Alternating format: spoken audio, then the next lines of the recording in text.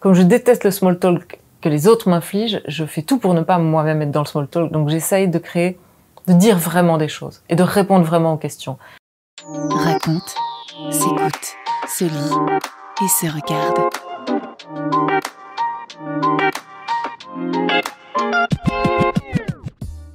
Raconte, la rencontre. Bonjour Myriam Leroy. Bonjour. Bienvenue sur Raconte. Merci. Sans le savoir, tu inaugures quelque chose aujourd'hui sur Raconte, à savoir qu'à la fin de chaque interview, on demande à l'invité d'inviter aussi quelqu'un. Et tu as été invité par quelqu'un d'autre qui est passé avant toi chez nous, et c'est Barbara Ornart qui est sommelière ici à Schaerbeek. Je l'ai entendu. Ah ben voilà. Ça m'a fait plaisir. Mais écoute, j'espère que ça lui fera plaisir aussi de vous regarder mutuellement, de vous découvrir à travers vos interviews respectives. Et moi, je devrais inviter quelqu'un aussi? Exact. D'accord. Mais tout à l'heure. Donc tu as un peu le temps d'y réfléchir. Tu vois, les gens que tu aimes bien, un peu, beaucoup, pas beaucoup, c'est large. Donc voilà. Écoute, qui es-tu? Est-ce que je pourrais te demander de te présenter? Je m'appelle Myriam, j'ai 42 ans, j'habite Ixelles. Je suis la maîtresse de mon chien, la locataire de ces lieux. J'écris. Et voilà, ce que je fais pour vivre, c'est j'écris. Ok. Et on est où ici? On est chez moi, on est dans mon salon. C'est ici que tu travailles? Que tu écris? Parfois, oui. Je travaille beaucoup dans mon lit. Okay. C'est moins télégénique, hein, c'est beaucoup plus en bordel. Mais j'écris aussi ici. Mais il faut que le projet soit déjà bien lancé pour que je puisse écrire assise. Moi, j'ai besoin de commencer mes projets en position semi-couchée. C'est un concept. Et ça marche? Des fois oui, et puis des fois non. Et justement, vu qu'on attaque tout de suite sur le processus créatif, tu écris à quel moment? Le jour, la nuit? Dans quel état? C'est très difficile à dire, il n'y a pas vraiment de régularité. Je sais que j'aime l'été, enfin en tout cas que l'été est propice à la création de nouveaux projets. C'est souvent l'été que je me lance dans des nouvelles idées parce que je suis moins stimulée, moins stressée, j'ai moins de rendez-vous. Enfin, il y a plus de place quoi pour faire affleurer les idées. Mais cet été-ci, elles sont pas arrivées. Donc peut-être qu'il n'y aura pas de projet cette année, je sais pas. Je précise qu'on enregistre ici fin août. Ouais. Non, mais j'ai eu beaucoup de choses à faire cet été, des choses pratico-pratiques qui avaient rien à voir avec la création. J'ai pratiquement pas écrit et j'ai même pratiquement pas lu, alors que d'habitude l'été j'aime lire genre un livre par jour. Et là j'ai lu un livre sur mon été. D'où vient? Pardon? D'où vient ce manque de régularité d'un coup? Je crois que j'ai eu une année assez compliquée. Il s'est passé beaucoup de choses. Il y a eu beaucoup de frustration, enfin à tout point de vue, personnel, artistique, professionnel. Enfin, il y a eu beaucoup de choses qui se sont pas passées comme je voulais que ça se passe. Et je pense que ça m'a un peu échaudée. Donc peut-être que je me lance moins spontanément dans des nouveaux projets. C'est peut-être ça. C'est peut-être la crise de la quarantaine. C'est peut-être j'en sais rien du tout en fait. Je m'auto-examine beaucoup pour savoir ce qui s'est passé cet été. Mais je ne sais toujours pas. C'est une quête un peu. En tout cas, c'est une quête d'avoir quelque chose à écrire, de savoir ce que je veux écrire. C'est une quête permanente d'essayer de trouver la pomme prête à être cueillie dans l'arbre et qui sera bonne à manger, quoi. Ça, c'est tout le temps. Et c'est pas assez. Voilà, c'est des quêtes qui sont souvent couronnées d'un succès. Donc, ouais, et cette année particulièrement. L'arbre, c'est d'une mauvaise récolte en fait. Tu n'as pas trouvé d'arbre pour pas trouver le fruit. Ben si, peut-être que le fruit est là, mais je l'ai pas vu quoi. Il est abrité par le feuillage et il faut que je passe c'est toujours comme ça avec les idées. Hein. Elles sont là, elles ont toujours été là, mais on passe devant sans les voir ou sans comprendre que c'est précisément celle-là qu'il faut creuser. Et donc moi j'ai cru plusieurs fois avoir trouvé ma pomme cette année, et puis pas forcément, c'était pas la bonne. J'ai pas les yeux en face des trous là. Mais c'est peut-être normal. Je sors d'une période où j'ai fait que ça, travailler, écrire, brasser des idées dans tous les sens. Donc peut-être qu'il faut de la friche un peu pour laisser les choses arriver naturellement. En tout cas, c'est sûr qu'il faut pas forcer. C'est ça qui est paradoxal, c'est que plus on cherche, moins on trouve. Ce qui est propre à quasiment tous les métiers créatifs finalement. Ouais. Oui, bien sûr. Raconte, le média intimiste mais pas indiscret. Mais avant tout ça, on va peut-être en revenir à la base, au tout début. Tu viens d'où? Moi, je suis née en Brabant wallon et j'ai beaucoup vécu en Brabant wallon. Puis j'ai déménagé à Bruxelles et je viens. J'ai fait des études de journalisme à l'UCL et puis progressivement, je me suis désengagée du métier de journaliste, enfin en tout cas des rédactions journalistiques, et je pratique toujours l'écriture qui essaye de raconter le monde tel que je le vois, mais en m'autorisant des incursions dans la fiction. Est-ce qu'il y a un peu ta signature littéraire quand on te lit? C'est un peu ce qu'on ressent. Oui, enfin j'écris beaucoup sur ce que j'ai sous les yeux, quoi. Parfois avec des torsions, de la mise en scène et des autorisations que le journalisme ne permettrait pas. Mais ce qui est sûr, c'est que j'ai envie de raconter le réel et que je n'invente pas des mondes qui n'existent pas. Je suis très admirative des gens qui arrivent à bâtir des mondes, hein, mais c'est pas ce que je fais. Moi, j'ai pas toute cette imagination. Mais par contre, j'ai un bon sens de l'observation. Donc voilà, je m'appuie là-dessus pour écrire. Une trame documentaire. Sans doute, ouais. Mais justement, quand on lit ton premier livre, Ariane, qui relate la fin de ton enfance, ton début d'adolescence, et aussi une grande description du monde du Brabant wallon d'où tu viens. Je te coupe ouais. juste pour dire que c'est pas réellement une description littérale de la fin de mon enfance et de mon adolescence. Et la narratrice n'a pas de prénom. Et c'est aussi à dessein qu'elle n'a pas de prénom, parce qu'à la fois c'est moi, mais c'est pas du tout moi. C'est un livre d'autofiction, quoi. Enfin, je me suis basée sur des choses vécues et vues, et puis j'en ai fait autre chose. Mais ça dit quand même beaucoup de choses sur ta perception assez jeune du monde, ce côté documentaire, de voir comment tu étudies les gens, le lieu, la ville d'où tu es originaire, Nivelles, que tu sembles adorer. Mais je viens pas de Nivelles. Ah ben voilà. Je viens pas de Nivelles, moi je viens d'Autigny et de Wavre. Okay. Et j'ai placé l'intrigue de mon livre à Nivelles, notamment parce que ma mère était épouvantée que je puisse dire du mal de Wavre. On peut pas dire du mal de Wavre? Bah non, ma mère, il passe beaucoup de temps, il fait beaucoup de ses courses, il y a beaucoup d'amis, et donc elle n'avait pas envie qu'on lui jette des pierres et du goudron, des plumes quand elle se balade dans la rue, donc elle m'a demandé de déplacer mon histoire. Donc je l'ai déplacée à Nivelles, qui pour moi est un peu un copier-coller de Wavre. Enfin, c'est ce que je pensais, parce que je connais assez peu Nivelles, et manifestement pas du tout. Et les Nivellois sont extrêmement chauvins, et très heurtés par le portrait peu flatteur que j'ai fait de leur ville. Je savais pas du tout que le plus grand danger en écrivant cette histoire, ça allait venir des Nivellois fâchés. Ah bon? Ouais. Tu as reçu des mots ou oui, beaucoup. Je sais qu'il y a des librairies nivelloises qui ont refusé absolument de mettre le livre en rayon. On rappellera quand même que c'est une enfant de 12 ans, c'est-à-dire c'est un Nivelles fictif vu par les yeux d'un enfant de 12 ans dans un livre de fiction. Hein. Mais ça a été pris très au sérieux. Apparemment, ils font partie des Belges les plus chauvins, les Nivellois. J'ignorais totalement.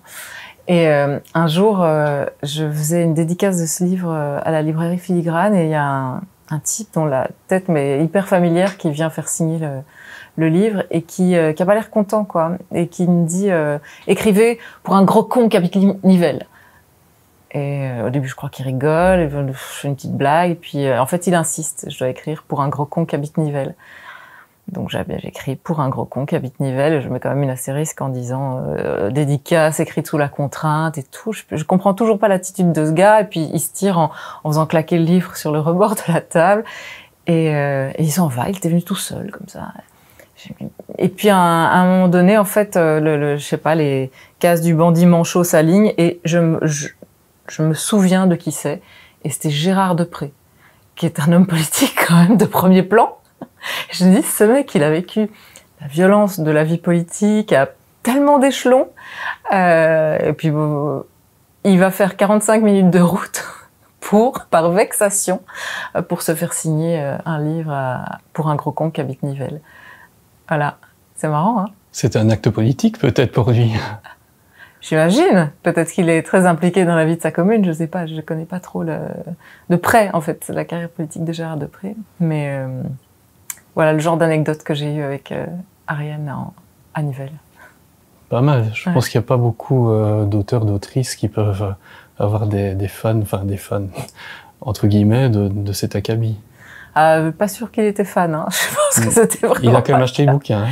Il a quand même acheté le bouquin, c'est vrai. Donc c'est déjà ça. Donc tu l'as dit, ce n'est pas vraiment toi, c'est un peu des ellipses, etc., un peu romancé, c'est le cas de le dire. Mais qu'est-ce que ça fait de vivre dans le Brabant wallon dans les années 90 ? D'où tu viens ? À la fois, moi, j'ai adoré mon adolescence parce que c'était enfin une forme d'apprentissage de la liberté. J'ai adoré faire des petites bêtises. J'ai adoré l'apprentissage de la liberté, de la séduction. Enfin, voilà, tous ces trucs-là. J'ai adoré aussi la découverte de l'alcool quand j'étais jeune ado. Mais je me suis toujours sentie vachement à l'étroit en Brabant wallon. Enfin, j'ai toujours dit que je me tirerais au plus vite. Et en fait, je me suis pas tirée si vite que ça. Hein. Je pense que j'avais 22 ans quand je suis partie et que je suis allée à Bruxelles. Donc c'est pas non plus comme si j'avais fui. Mais c'est sûr que je me sens beaucoup plus à ma place à Bruxelles.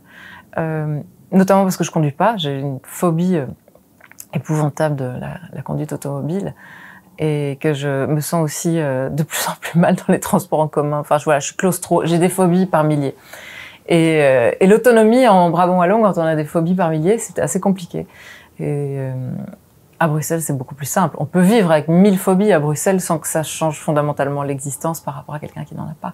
Tandis que quand on habite plus loin, quand on est plus excentré, c'est plus compliqué. Des phobies sociales ou... Des phobies de claustrophobie, des phobies d'agoraphobie. Trop isolé, en fait. Trop isolé par rapport à une grande ville où on peut En fait, j'ai la phobie de toutes les situations dont on peut s'enfuir facilement, au sens propre comme au sens figuré. Comme une interview, par exemple. Voilà. Je suis en pleine crise d'angoisse. Merci de cet effort, en tout cas. C'est intéressant, ça dit aussi... un peu une autre facette du personnage, de ta personne. Oh, j'ai jamais vraiment tué mes nombreuses phobies qui se déplacent avec les années. J'ai longtemps eu la phobie du train, puis maintenant c'est plutôt la phobie des ascenseurs. J'ai plus pris l'ascenseur depuis 5 ans, par exemple. Voilà. Ça, par contre, en ville, c'est plus compliqué qu'à la campagne, parce que l'offre d'ascenseur est quand même beaucoup plus pléthorique. Raconte la rencontre. Tu prends une filière, tu choisis des études, comme tu disais, de journalisme à l'université de Louvain-la-Neuve, qui est un peu, on va dire, pour dire gentiment, un entre-soi. C'est assez refermé quand même, Louvain-la-Neuve. Ah bon ? Je sais pas, alors je l'ai jamais vraiment pénétré l'entre-soi. J'ai pas l'impression de m'être intégrée à quoi que ce soit à Louvain-la-Neuve.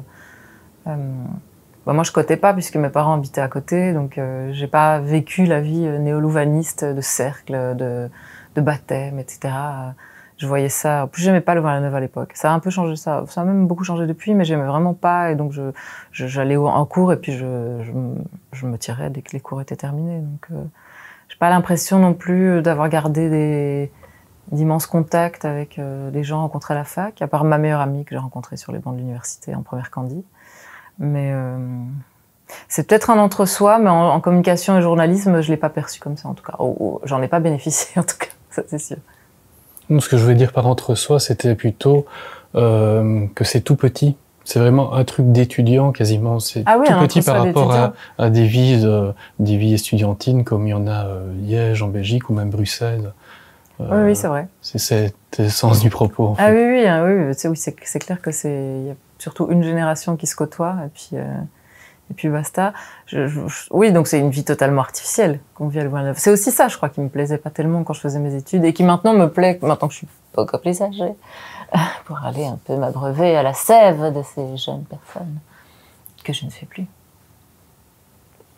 T'aimais bien les études ? Ouais, moi j'ai bien aimé les études. J'ai toujours été très scolaire, j'ai toujours su parfaitement régurgiter la matière quand on me faisait ingurgiter.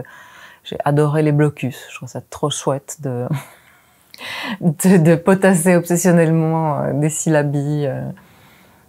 C'était une période de grande liberté pour moi. Je pouvais me lever à l'heure à laquelle je voulais. C'était très cool. J'aimais beaucoup ça. Ouais, j'ai bien aimé les études. Maintenant, avec le recul, je pense que j'aurais pas choisi ces études-là. Enfin, c'est sûr que j'aurais pas choisi ces études-là, mais... Tu aurais choisi quoi? J'aurais fait la réalisation. Probablement à l'IAD, puisque j'habitais pas tout près. Ou alors à l'INSAS, si j'avais eu la maturité de quitter la maison et de travailler pour pouvoir habiter plus loin, quoi. Mais oui, j'aurais fait des études artistiques. Oui, c'est pratiquement sûr. Mais on peut dire que la réalisation est venue à toi par la suite aussi. Oui, mais je sens qu'il me parlera. manque, enfin, qu'il y a un retard, quoi. Un retard à combler. Donc c'est aussi pour ça que je mange obsessionnellement des films et des documentaires, des séries, des livres, pour combler ce retard. Aussi, je viens d'une famille où la culture n'était pas du tout au centre de la vie, quoi. Mes parents vont pas beaucoup au cinéma, ne lisent pas,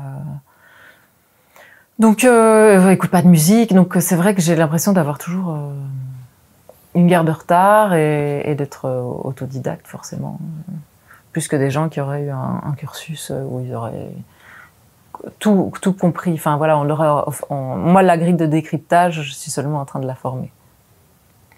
Ça c'est intéressant parce qu'à 40 ans passés, tu te dis, alors que tu as un background pour le moins important, tu es seulement en train de former la grille culturelle. Bah alors j'ai quand même eu une hyperphagie de livres, de films, de BD, donc c'est clair que je suis à fond. Donc parler de retard ne serait pas tout à fait juste, mais je sens qu'il y a quelque chose qui a comme un blanc et qu'il faut le combler, quoi. Il y a comme un gouffre, il y a comme une béance due peut-être aussi au Brabant wallon, qui est pas une province particulièrement tonique d'un point de vue culturel. Il y a une boulimie qui s'est installée et cette boulimie, elle est là aussi pour comprendre. Je vais beaucoup au cinéma, par exemple, pour comprendre comment est faite la saucisse, quoi. Comment les gens l'ont cuisinée, ce qu'il y a dedans, les ingrédients. Alors, je pourrais m'inscrire à un cours, mais je préfère apprendre avec les œuvres, quoi. En décortiquant. Ouais. Tiens, quel plan ça va être après? Un plan large, un plan serré? Ouais. Quelle action va y avoir? Le langage de la caméra, quoi. C'est...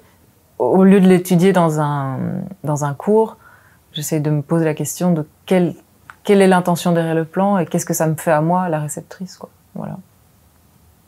C'est quelque chose qui t'a toujours passionné ou ça vient seulement maintenant? Alors, clairement, moi, c'est la littérature, ma première passion. Le livre, quoi, plus que l'image. Justement, à quel moment c'était la rencontre avec la littérature? Tu viens de dire qu'à la maison, il n'y avait pas beaucoup de culture. Comment ça s'est fait que tu es tombé dedans? Ben moi, j'ai réussi à lire très très tôt, donc à 3 ans, je savais lire, et on a hérité de la bibliothèque de mes grands-parents, donc j'ai lu tout ce qu'ils avaient, donc ça c'était la bibliothèque rose, mais aussi ma médecine naturelle de Rick Azaray, tout et n'importe quoi, beaucoup de n'importe quoi aussi, mais donc voilà, c'était aussi là une hyperphagie constante, sans hiérarchie, sans jugement de valeur aussi. Je trouve que j'ai eu la chance aussi, enfin quelque part, quand on vient d'une famille qui est pas très cultureuse, on a de la chance de pas être moqué, jugé, snobé pour ses goûts et d'avoir l'occasion de les composer soi-même vraiment à 100%. Donc lire, l'acte de lecture, peu importe ce que je lisais, a toujours été pour moi de l'ordre de la respiration, quoi. Dans ma journée, c'était impensable et ça l'est toujours de ne pas lire avant de dormir, par exemple. Donc ça, c'est pour le goût de la lecture. Le goût de l'écriture, il est venu très petite aussi. Je me souviens que j'écrivais des petites bandes dessinées pour mes camarades de classe que je vendais. Je vendais des abonnements pour les petites bandes dessinées. Tu aurais pu faire de l'entrepreneuriat alors avec une, oui, en plus, façon de faire comme ça. Je n'aurais même pas les commandes puisque je prenais le fric, mais j'écrivais pas l'épisode 2. Donc oui, j'ai écrit beaucoup de poèmes d'amour, beaucoup de chansons. Oui, j'ai toujours... Et si j'écris pas, je me sens pas bien, quoi. Vraiment, je me sens... Depuis inutile, cet âge-là. Vide. Depuis cet âge-là. Ouais. C'est une nourriture, en fait. Oui, et j'ai l'impression que c'est une forme de pleine conscience qui mentalement, pour ma santé mentale, j'ai vraiment besoin de cette forme d'abstraction dans ma tête, de monter et vivre dans ma tête souvent pour écrire, quoi. De m'abstraire de la vie sociale pour ne plus faire qu'agencer des mots entre eux. Et ça, c'est complètement capital. Ce qui fait que les périodes de friche intellectuelle, même si je sais qu'elles sont nécessaires à la création, elles sont particulièrement difficiles à vivre pour moi. Parce qu'on ne sait jamais si ça va se remettre, en fait. On ne sait jamais si ça va se rétablir, on ne sait jamais si la source n'est pas tarie, si je portais en moi que 3 livres, et 3 romans et un documentaire. Il y a peut-être rien d'autre, hein, c'est possible aussi. Bon, normalement, il devrait y avoir autre chose. Il y avait un fil, j'ai tiré, j'ai vu qu'il y avait quand même une pelote derrière, mais voilà, le reste de la pelote tarde à se manifester. Ça te fait peur? Ouais, vachement. Oui, j'ai peur, mais ça, j'ai l'impression que depuis que j'ai 18 ans, même avant, je me dis toujours, avec un sens du drama quand même assez outré, je suis finie, ça y est, il n'y a plus rien. Mes meilleures années sont derrière moi. Ouais, mais je me le dis depuis que je suis ado. Et puis je rebondis, toujours. Qu'est-ce qui fait que tu rebondis? Je sais pas. Honnêtement, aucune idée. Si je le savais, je le convoquerais, quoi. Tu n'as jamais analysé? Mais si, j'essaye de savoir quelles sont les conditions, justement, de ce rebond, mais... Non, je sais pas, je n'ai pas trouvé. On avance dans la vie, alors on va revenir au côté plus chronologique des choses. Tu viens de finir tes études à l'université, tu les as réussi vu que tu étais bon élève, comme tu disais. Le premier boulot, c'est quoi? Oh, j'en ai plein, parce que je suis arrivée sur le marché du travail au moment où il n'y en avait plus, en tout cas en journalisme. Et on est en quelle année, plus ou moins? On est en 2005-2006. Et donc j'ai fait tous les petits boulots possibles et imaginables de la presse, quoi. J'ai été maquettiste au Vers l'Avenir Brabant Wallon. J'ai été pigiste pour à peu près tout ce qui était possible d'investiguer comme média. Je travaillais partout, à Bel RTL, au Soir Magazine, à La Libre. J'ai travaillé longtemps au site internet des journaux du groupe IPM parce que j'ai rencontré à la salle de sport près de chez moi, alors que j'habitais encore chez mes parents, un des boss en fait du développement web du groupe, et c'est là que je pense que j'ai commencé à m'asseoir un peu plus confortablement dans l'univers des médias, quoi. Enfin, confortablement, faut le dire vite, parce que c'était vraiment chiant à faire. Heureusement que les collègues étaient super et que donc on était tous dans la même galère, on s'est bien entendu, et c'est ça qui a forgé des bons souvenirs de cette époque. Mais sinon, c'était quand même vraiment répétitif, quoi. C'était du bâtonnage de dépêches, on les mettait en ligne, on trouvait un titre, on croppait une photo. Enfin voilà, c'était ce genre de boulot, quoi, de la mise en ligne de dépêches. Pas très exaltant. Pas très exaltant, bah, c'était formateur à certains niveaux, hein. À l'époque aussi, j'étais modératrice des forums du groupe IPM, parce qu'il n'y avait pas encore les commentaires sous les articles, ou voilà, s'il fallait aller dans un forum pour commenter. Je pense que c'était évidemment pas aussi ordurier qu'aujourd'hui, mais fallait quand même avoir le cœur bien accroché, et l'estomac aussi, pour lire toutes ces saloperies. Et donc c'est nous, les petites mains du web, qui devions nettoyer de toutes les invectives, menaces. C'est un peu une période transitoire, parce que c'est à ce moment-là que c'est apparu finalement, tout ça. Les réseaux sociaux, Facebook est né 1 an ou 2 après, si je ne me trompe pas. Moi je terminais mes études quand les réseaux sociaux sont apparus. Donc quand j'ai commencé mes études, je n'imaginais pas que ça allait prendre une place si grande à tout point de vue, quoi. À la fois dans le travail, à la fois en imposant un service après-vente à ce travail. Et je pense que c'est aussi une des raisons pour lesquelles, si je devais refaire ma vie, je ferais pas des études de journalisme, parce que j'en ai rien à foutre, en fait. d'assurer un service après-vente ou d'assurer une communication autour de mon travail. Enfin, ça m'intéresse pas, ça m'amuse pas. Mais foncièrement, c'est pas le travail d'un journaliste d'assurer un service après-vente. Ben, exactement, je suis tout à fait d'accord. Mais ça le devient, hein, beaucoup. Enfin, ça l'est devenu, c'est fini. Maintenant, on peut plus dire que De ça devoir se justifier à tout point de vue, en fait. C'est ça que tu veux dire? Ben, il y a évidemment le fait de dealer avec tous les commentaires, parfois des commentaires tout à fait constructifs, hein, mais bon, aussi beaucoup de commentaires haineux, vindicatifs, auxquels longtemps les rédactions ont trouvé qu'il fallait prêter attention. Aujourd'hui, on est un peu plus à répondre, si je comprends bien comment les choses se passent, et des réponses toutes faites, des lettres types de « je vous remercie ». Même quand tu te prends une énorme insulte dans la tronche, le média répond, si c'est sur genre la page Facebook du média, le média répond « merci beaucoup pour votre intérêt ». Enfin voilà, une sorte de cirage de pompe très hypocrite, mais voilà, qui est supposé calmer la personne en face, quoi.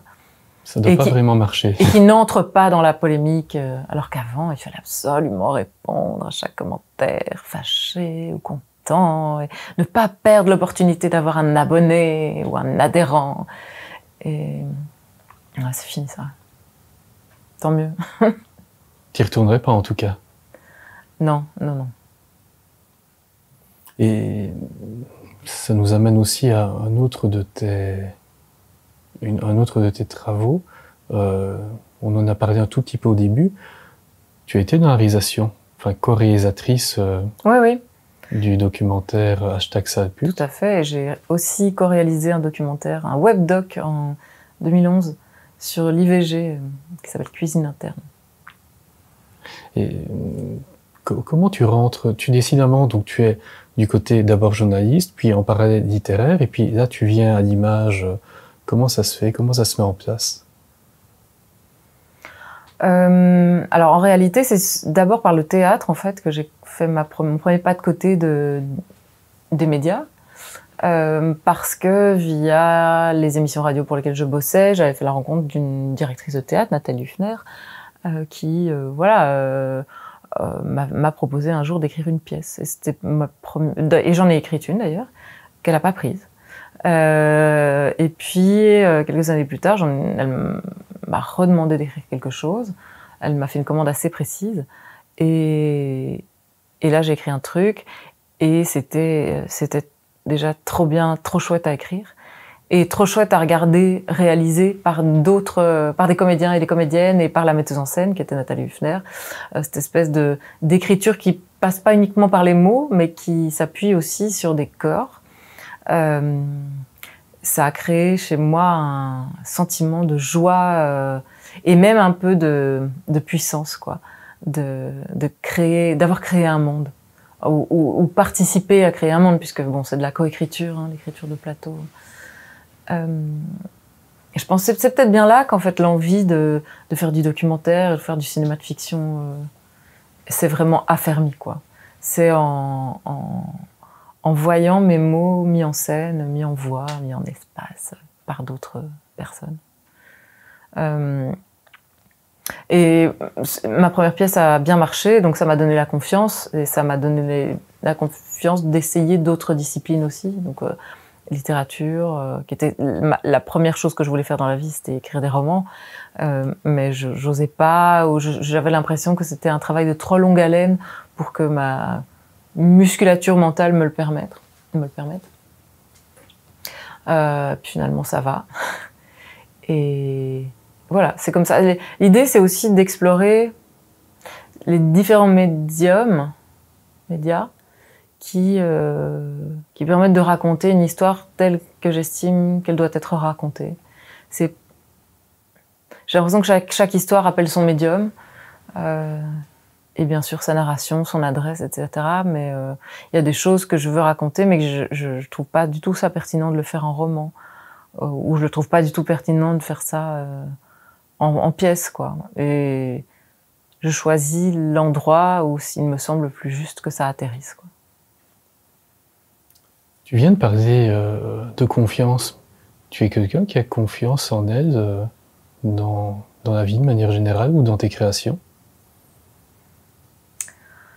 Je pense, ouais. Et je pense surtout en regardant, parce que je me rendais pas bien compte, c'est en faisant du travail collectif avec d'autres personnes ces dernières années, de la coécriture par exemple, où je vois...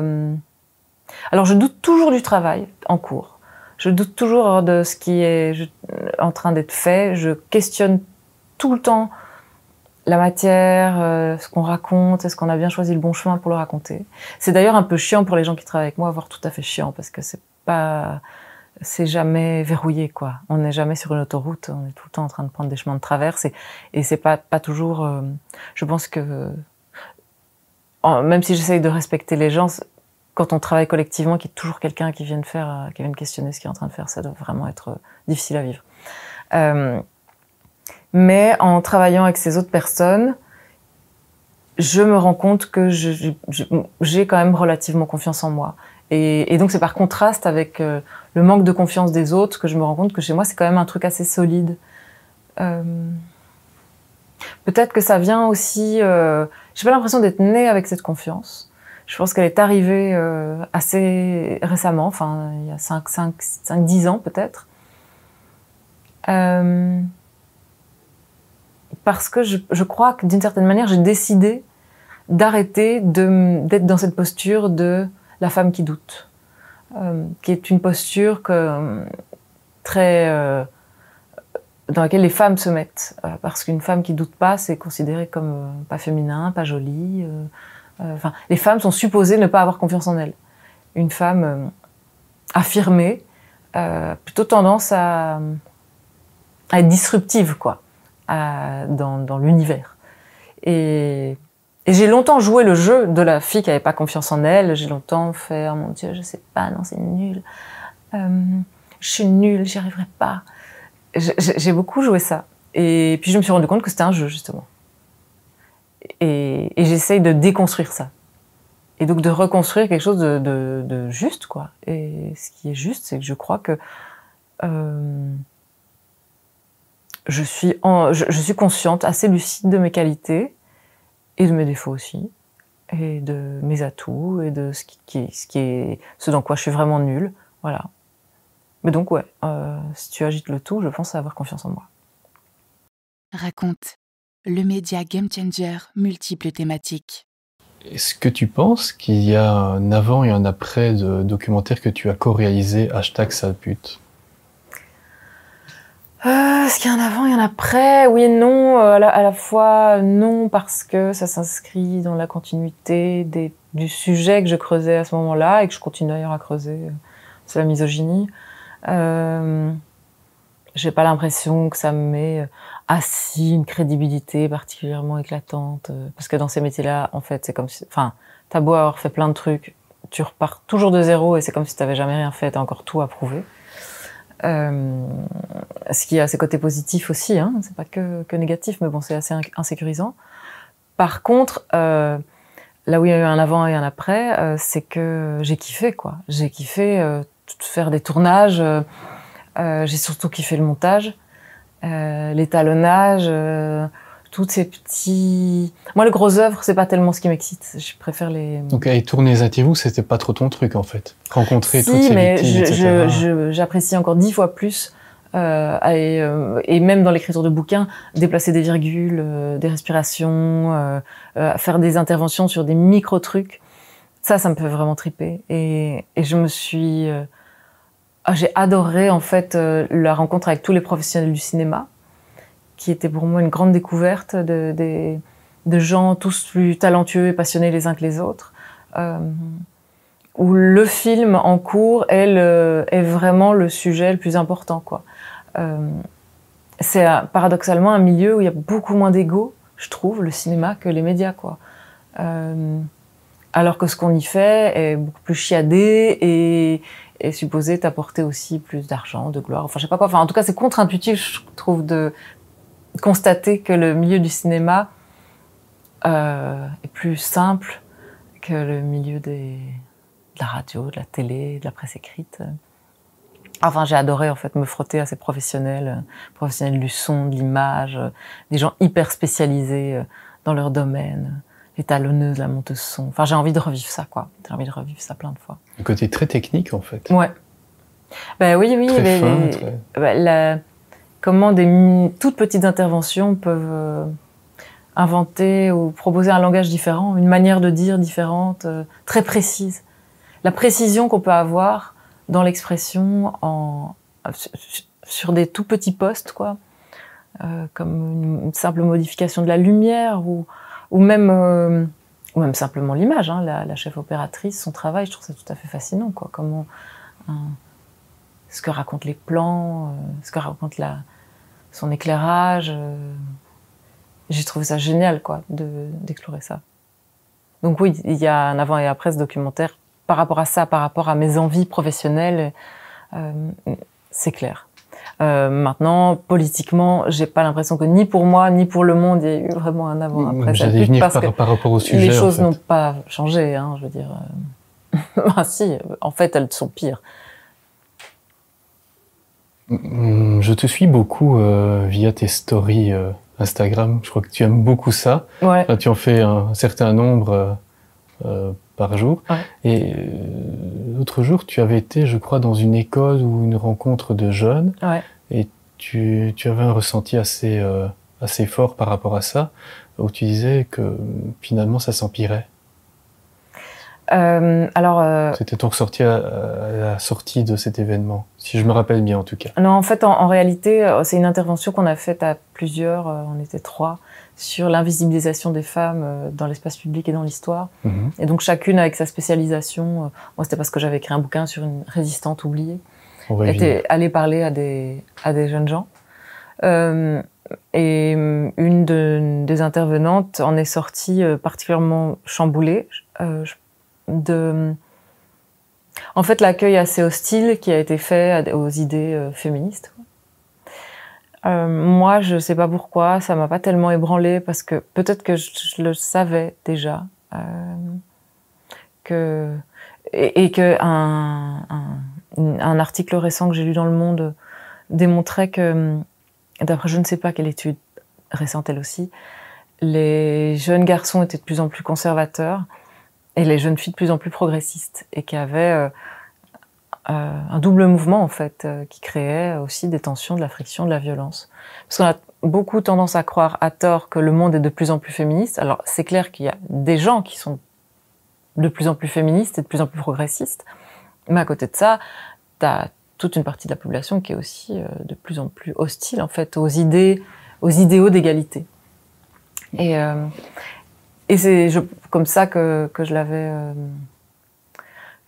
j'avais digéré en fait cette rencontre avec ces élèves. Moi, je vais beaucoup dans les écoles et en général, ça se passe assez bien, même plus qu'assez bien. Ça se passe toujours super bien. Pourquoi tu vas dans les écoles ? Je vais dans des écoles, surtout avec mon deuxième bouquin, Les yeux rouges, qui est un livre sur d'autofiction où la narratrice est harcelée par un homme. Je suis beaucoup invitée.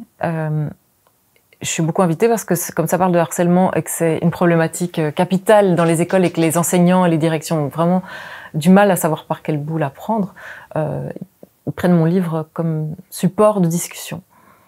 Mon livre parle pas des ados, donc je pense que les ados ne voient pas immédiatement la correspondance qu'il y a entre la situation de cette femme, la narratrice et la leur, mais en classe, moi, comme c'est un sujet que je connais très bien, voilà, je peux leur en parler de leur réalité aussi à eux, je crois. Et c'est super. Enfin, j'ai fait beaucoup de ça en Belgique, beaucoup de ça en France aussi. Et j'adore en fait moi le contact avec les ados, même quand il est musclé, même quand il est parfois un peu hostile. J'en sors toujours avec quelque chose. Il se passe toujours un petit truc un peu magique. Qu'avec les adultes, pas. Avec les adultes, des rencontres en littéraires, c'est surtout chouette au début de la sortie d'un bouquin, parce que tu comprends enfin ce que tu as écrit en le confrontant au regard des autres qui sont face à toi et qui peuvent te faire un retour ou te poser des questions, même quand ils n'ont pas lu le bouquin. Donc, mais à partir d'un certain moment, c'est un peu souvent la même chose et il y a une forme de lassitude qui s'installe. Tandis qu'avec les ados, c'est jamais la même chose en fait. C'est toujours... c'est très vivant. C'est très vivant et parfois c'est violent un peu, mais moi ça me plaît vachement. Mais certaines personnes peuvent être... Moi, je crois que la castagne, ça a tendance à m'exciter un peu, quoi. Mais certaines personnes, la castagne, ça a tendance à les... Donc oui, c'est un constat que je valide totalement. Mon expérience empirique de visite dans les écoles montre qu'il y a de plus en plus de jeunes garçons très hostiles aux idéaux d'égalité et aux idéaux féministes en particulier, et de plus en plus de jeunes filles ultra vénères, ultra instruites en matière de lutte politique, très très matures sur ces questions et très très agacées par l'inertie en face dans le meilleur des cas et le rejet en face dans le pire des cas, quoi. Ça, c'est certain. C'est à quel moment de ta vie que tu as pris conscience des luttes féministes? Alors, j'ai pris conscience que les luttes féministes me précédaient il n'y a pas si longtemps, en fait. Mais moi, je me suis sentie féministe et ça a été un sujet pour moi depuis que je suis enfant, quoi. Ça, c'est sûr. Depuis que je suis enfant, j'ai l'impression qu'on essaie de me mettre dans un moule et que j'essaie d'en sortir. C'est comme ça que j'estime être féministe ou avoir un regard féministe sur les choses, quoi. J'ai longtemps cru que je pourrais échapper totalement au moule et que en me battant bien, il n'y aurait pas de déterminisme ni social, ni environnemental, ni de genre. Et c'est aujourd'hui que je me dis que, en regardant un peu le passé, que je me suis quand même... j'ai pas gagné sur tous les plans, quoi. Et il y a des tas de domaines sur lesquels j'ai abdiqué un peu, en fait, pour avoir la paix. Voilà. En gros, c'est ça. Les luttes féministes m'intéressent vachement. Je lis énormément sur le sujet. Je n'ai pas l'impression, moi, d'avoir une pensée nouvelle et originale à proposer. Ce que je fais, je suis pas une théoricienne, quoi, du féminisme. Mais ce que je fais, je crois, dans mon travail, que ce soit en journalisme, en littérature, dans les pièces que j'écris, documentaires, c'est que j'essaye de visibiliser, en fait, l'expérience sociale des femmes, quoi. J'essaye de montrer les choses telles qu'elles sont. Voilà. J'essaye de cut de bullshit. Et c'est ça mon ikigai, ma mission. En tout cas, celle que je crois m'être donnée. Est-ce que ça te rend en colère? Oui. Je suis quelqu'un de assez... Ouais, je suis quelqu'un d'en colère, c'est sûr.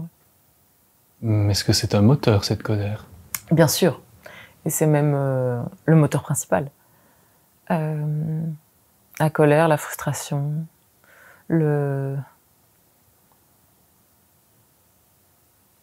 Ouais. Oui, c'est vraiment un moteur à piston, quoi. C'est mon fuel. C'est mon fuel, quoi. Pour activer le moteur, c'est sûr que c'est la colère. Et la colère n'est pas toujours une colère sociale, hein. C'est parfois des colères très personnelles, c'est parfois des injustices que j'estime avoir subies de manière interpersonnelle et qui ne sont pas forcément politiques. Mais voilà, c'est ça qui me fait écrire, c'est ça qui me fait dire. Donc si on te met en colère maintenant, il y a des chances que tu trouves l'inspiration pour le roman que tu as cherché tout l'été? Ah oui, c'est ça qui est chiant, c'est que peut-être que s'il m'arrive un énorme malheur, une terrible injustice, il y a un très très bon roman qui va sortir, mais j'aurais dû me frapper cet énorme malheur, cette terrible injustice. Donc je préfère aller puiser dans les malheurs et les injustices qui se sont déjà produits dans le passé. Et donc voilà, et comme il y en a, me semble-t-il, à mon estime, un certain nombre, je pense que je devrais avoir de quoi faire, mais j'ai pas encore trouvé lequel.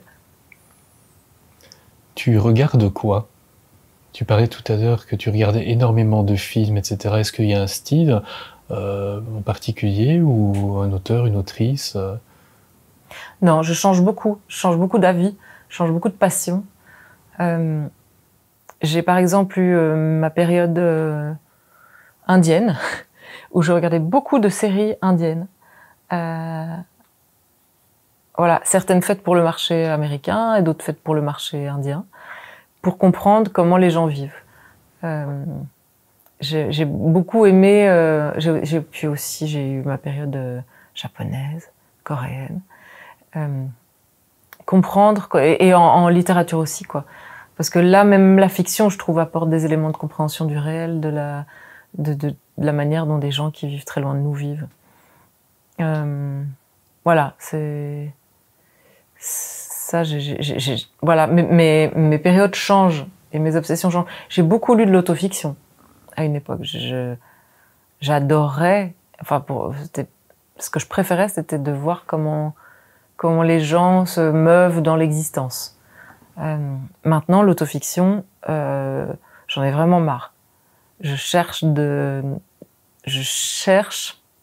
Alors, j'ai cherché beaucoup de la fiction, mais de la fiction très élaborée pour savoir comment les gens aussi créent les personnages, pour être face à une mécanique d'invention nourrissante, quoi, intellectuellement pour moi.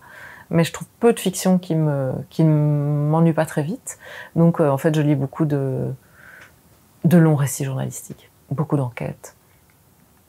Voilà, c'est ça ce que je lis beaucoup en ce moment. On revient au côté sociologique et documentaire. Ouais. C'est un peu un leitmotiv, en fait. Les livres d'Ariane Chemin, de Raphaël Baquet, ces journalistes du Monde, j'essaye de pas tous les lire trop vite, parce qu'après, il y en aura plus, mais c'est clairement, ça me plaît beaucoup. Ouais. Et ça m'intéresse, surtout ça m'intéresse, parce que je me désintéresse très très vite des choses en ce moment. Pourquoi ? Peut-être parce que je sens que j'ai 40 ans, plus de 40 ans, et je sens que peut-être que le temps est compté, et que quand je perds mon temps, c'est un temps qui ne reviendra jamais. Je commence à comprendre que le temps ne reviendra jamais, et que un livre qui m'énerve, une posture d'auteur qui m'agace, en fait, c'est du temps qui, je pense, ne sert à rien. Le temps est précieux. Ouais. C'est récent, oui, c'est assez récent. Ce regard sur le temps. Ouais. Ouais, c'est très récent. Une année file, finalement, on la voit avancer, alors qu'avant, une après-midi pouvait paraître une éternité. Et puis maintenant. Oui. Oui, tout à fait, exactement. C'est les jours, les semaines, les années passent, ça passe comme des voitures, quoi. Donc, il est temps de faire des choix. Voilà, d'arrêter les non-choix. Moi, j'ai fait beaucoup de non-choix, mais là, il est temps de faire des choix, je crois. Et à tout point de vue. Tu as peur de ne pas avoir assez de temps pour faire tout ce que tu voudrais faire?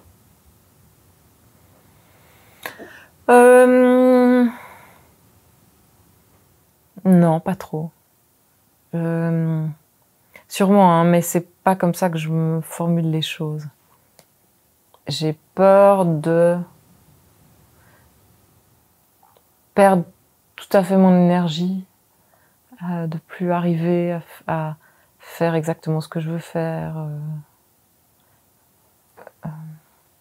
Mais je suis pas, je me dis, oh là là, je suis pas dans l'état d'esprit de se dire, je n'ai plus que 40 ans à vivre, il faut que je me dépêche, enfin, il n'y a pas une dead end à la fin, quoi. Moi, je veux juste que la dead end, elle soit pas maintenant. Est-ce que tu aimes l'époque dans laquelle on vit? Je la déteste pas. Mais tu n'aimes pas? Mais j'essaie parce que j'ai aimé une époque, peut-être pas. Il y a quand même plein de trucs excitants et intéressants qui se passent en ce moment. On peut pas dire que l'époque est pas intéressante. Bon, elle est violente, elle est triste à plein de niveaux, mais les gens qui disent qu'ils n'aiment pas l'époque, c'est souvent des gens ou des artistes qu'on lit dans les magazines dire que on n'a plus de liberté, on ne peut plus rien dire, on ne peut plus rien faire. C'est souvent une vision assez réactionnaire des choses.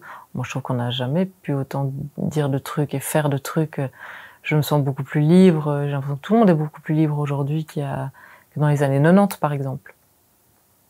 Ce que j'aime pas de l'époque, et là, c'est peut-être mon côté réac naissant ou renaissant qui s'exprime, c'est peut-être le culte de l'influence, à tout point de vue, quoi. Je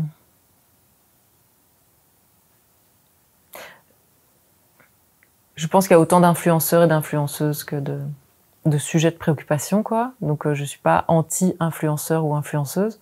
Moi-même, je consomme pas mal de vidéos, notamment, de youtubeurs sur des sujets très précis, qui peuvent être considérés comme des influenceurs, des influenceuses. Mais que le nombre d'abonnés, que le nombre de clics soit vraiment l'unique prisme par lequel on envisage quelqu'un aujourd'hui, ça me fait assez peur, quoi. TikTok, ça me fait assez peur aussi. J'ai l'impression c'est en train de réduire notre capacité d'attention encore plus que ce qu'elle était déjà circonscrite, quoi. Donc ouais, ça c'est des trucs qui me font peur. Des trucs liés à une forme d'idiocratie, quoi, comme dans le film. Ça me stresse. Mais je trouve que plein de choses aussi qui sont géniales dans l'époque dans laquelle on vit. Par exemple? L'émergence publique d'identités plus marginales, quoi, qui arrêtent de se cacher, qui existent, des représentations qui n'existaient pas avant, des gens qu'on voyait pas avant, qui maintenant sont visibles, parfois spectaculairement visibles, et qui s'agrègent les uns aux autres, qui trouvent des communautés, des familles. Ça, c'était pas du tout possible dans les années 90. Dans les années 90, t'avais une identité un peu marginale, je sais pas, moi, t'étais neuroatypique ou porteur je sais pas, d'une originalité, ou envie de revendiquer une originalité, bah, t'étais tout seul, quoi. T'étais tout seul, et en général, on jetait plutôt des pierres, quoi. Et aujourd'hui, bah, même si les pierres existent encore, t'as aussi le reste, quoi. T'as aussi la possibilité de t'affilier à d'autres. Je trouve ça vraiment formidable. Ce serait quoi la bande originale de ta vie?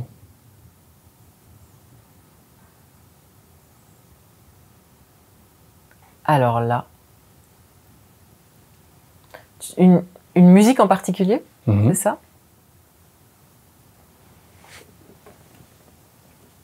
Je n'en ai strictement aucune idée. C'est beaucoup trop vaste comme question. C'est tellement vaste que je fais un blackout, là. Bah écoute, certains non, d'autres non pas. C'est pas une question obligatoire. Mais on l'a posé à 2-3 personnes. Chez certaines personnes, ça vient tout de suite comme ça, qui et presque même pas besoin de poser la question. Et puis d'autres, j'avoue que moi-même, si on me l'a posé, je serais incapable de répondre. C'est un peu fort de ma part de poser une question à laquelle je serais pas capable de répondre, mais voilà. Je sais pas pourquoi, il y a une idée qui me vient, c'est I Wanna Be Your Dog des Stooges. Ok. Pour la pulsation, l'énergie mordante, en fait, de la chanson. Le rythme. Ouais, mais un truc acéré, quoi. Électrique et acéré. Ça, je pense que ça peut... C'est une pulsation assez naturelle par rapport à mon rythme interne à moi. Et quel est-il ton rythme interne? Comment? C'est quoi ton rythme interne? C'est les doigts dans la prise. Carrément. Mais ça va, ça fait pas trop mal? Ah ouais, si, quand même, ça chauffe parfois. Mais ça marche. Bon, ça me maintient en éveil. Bien. Est-ce que tu as une héroïne, un héros, quelqu'un qui t'a toujours fait fasciner, fait rêver, fictionnel ou vrai? De moins en moins.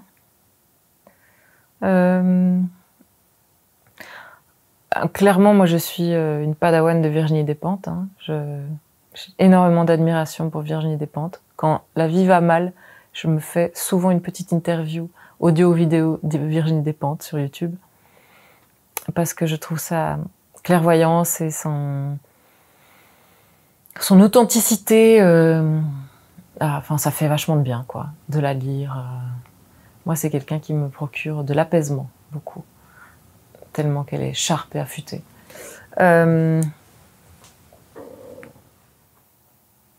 Ouais. Virginie Despentes, alors c'est un peu ridicule de dire mon héroïne, parce que si ça se trouve en privé, c'est une atroce personne, je ne pense pas. Mais en tout cas, elle donne du sens, elle ordonne le monde de manière beaucoup plus claire, je trouve. Est-ce que tu voudrais que des gens disent la même chose d'interviews qu'on est en train de tourner? Que ça les apaise, que ça leur donne des clés ou quoi, quand ils la regarderont? Enfin, on l'espère.